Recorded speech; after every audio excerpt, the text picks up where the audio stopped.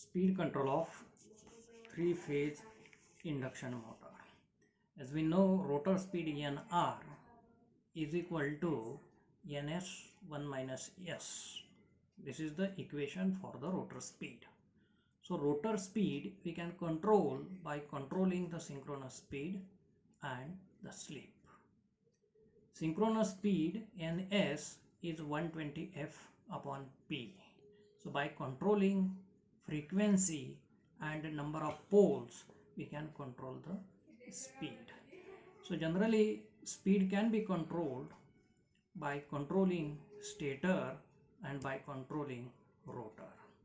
The rotor control method is applicable to slip ring induction motors only, as in slip ring induction motor, rotor is wounded for three phases like stator, and rotor winding terminals are brought out through the slip rings which are on the shaft, and through slip rings external resistance we can add in the rotor circuit so that rotor circuit resistance can be varied and accordingly speed we can change.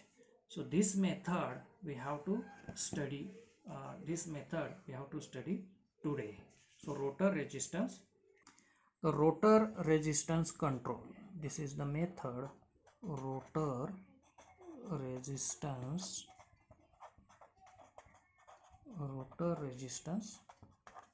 control method. So we are studying this method, rotor resistance control method, to control the speed. So under normal operating condition, for small slip, under normal operating condition, slip S is small, and for this small slip we get torque slip relation from torque slip or torque speed characteristics.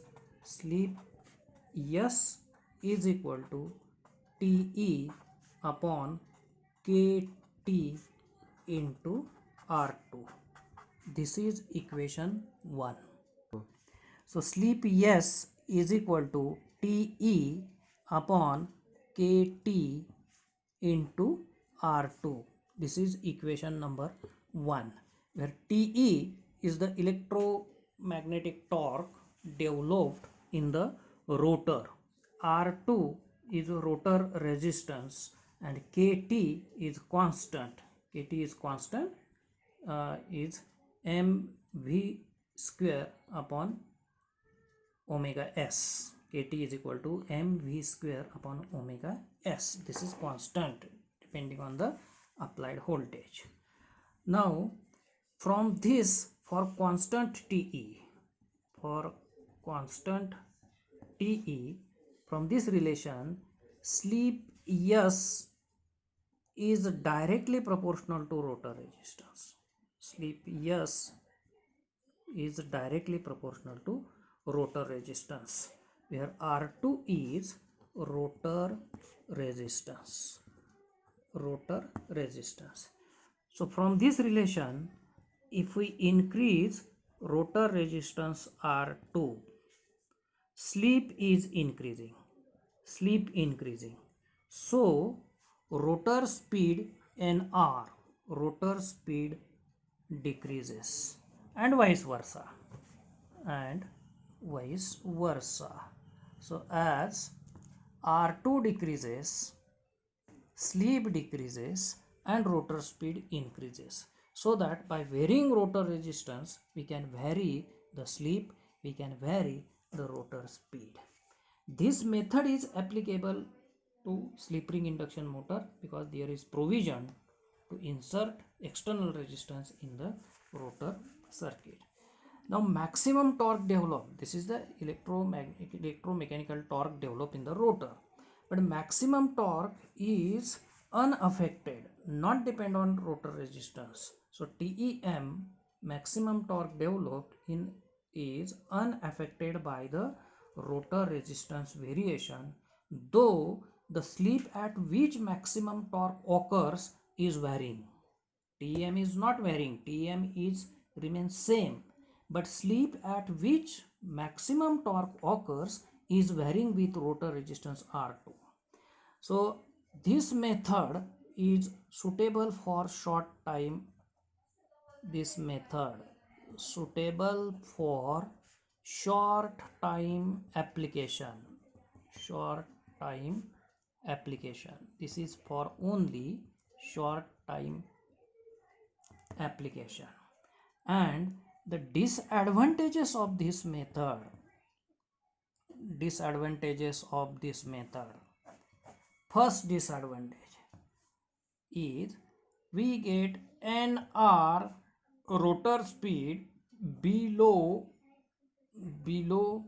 the synchronous speed. We get the speed, from this speed we get rotor speed below ns. We cannot get speed above the synchronous speed from this method. This is first disadvantage. Second disadvantage, reduced efficiency. Efficiency is reduced because more I square R loss in the rotor circuit. I square R loss in rotor circuit, so that speed efficiency is less.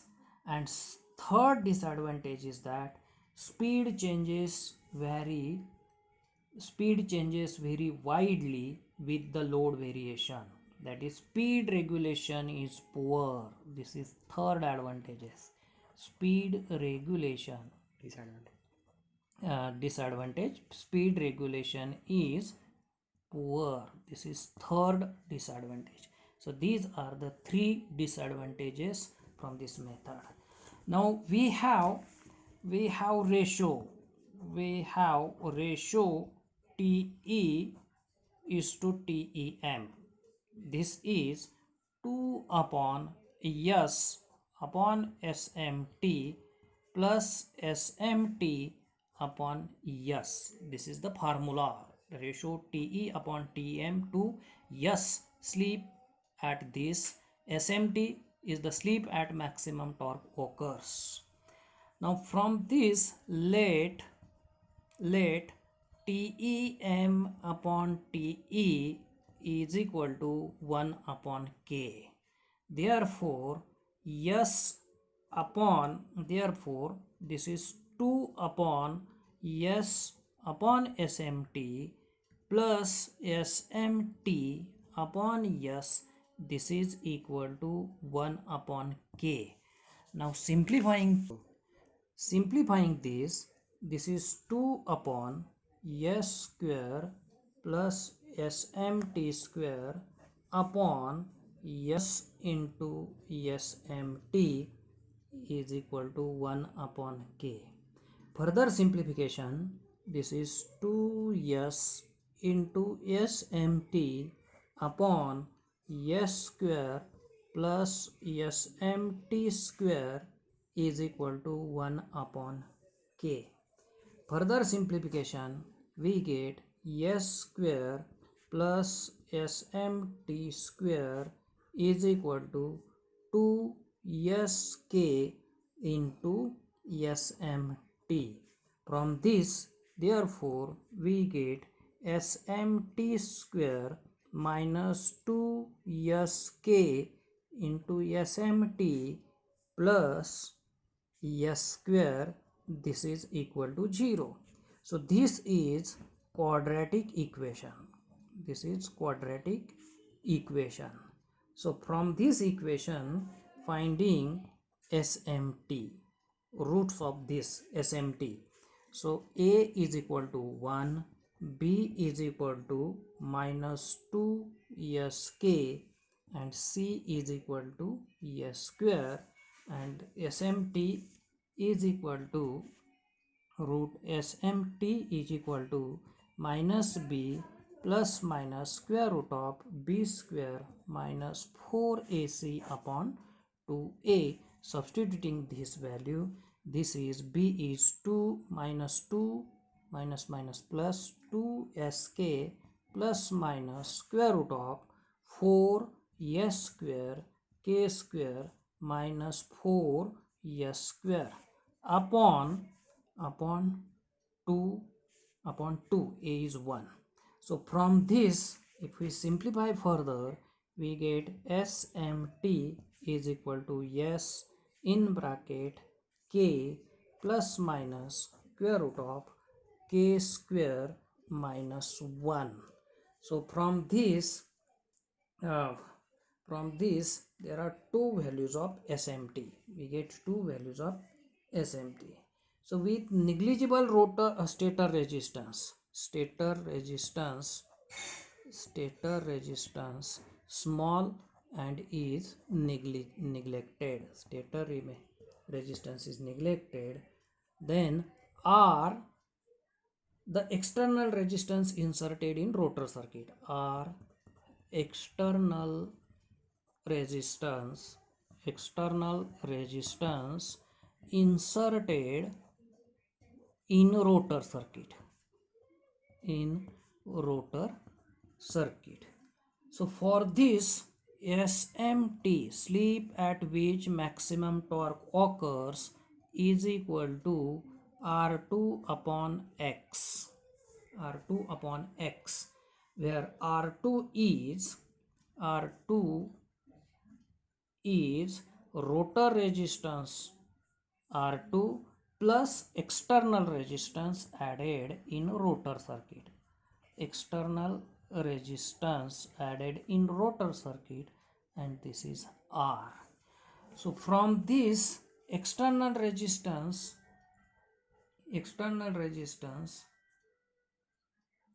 R is R is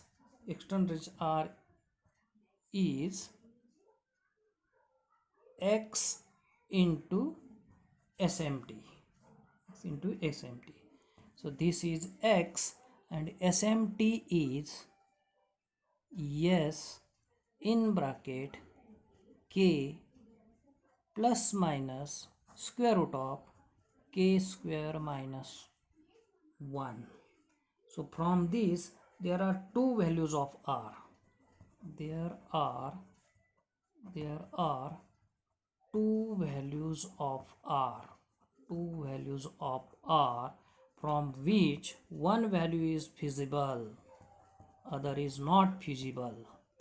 From which one value of R value is feasible, other value is not feasible, not practicable. Now for normal operating region,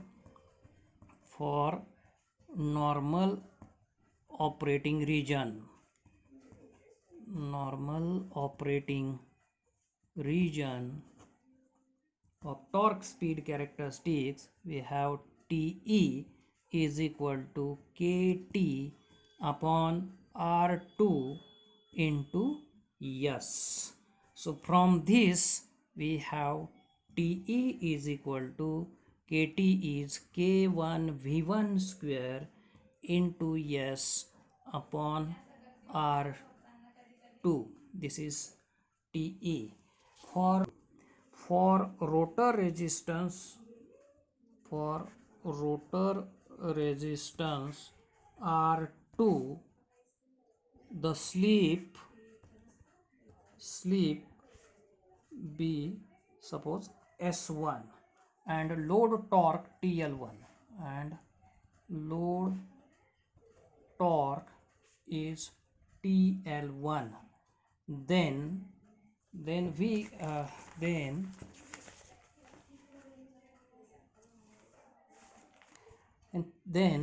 TL1 is equal to K1 V1 square S1 upon R2. For rotor resistance R2,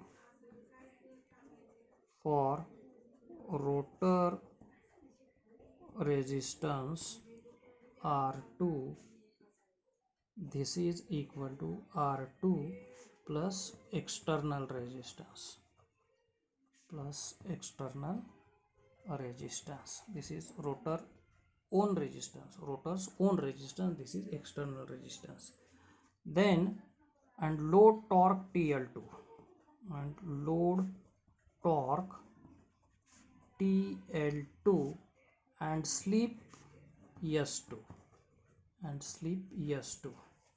Then TL2 is equal to K1 V1 square S2 upon R2. Then ratio TL1 is to TL2. This is K1 V1 square S1 upon R2 into K1 V1 square S2 into this R2. So if we simplify this, thing, we get TL1 upon TL2 is S1 R2 into R2 upon S2. So for further simplification, R2 is rotor circuit resistance R2 into S2 upon S1 into TL1 upon TL2. So this is the rotor resistance R2 in series with the rotor circuit. So torque slip characteristics, variation of torque with rotor resistance, variation of torque and speed with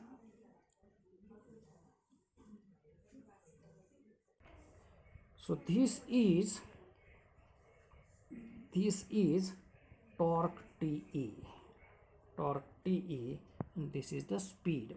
So characteristic is initially straight line, maximum torque is occurred here, and this is the torque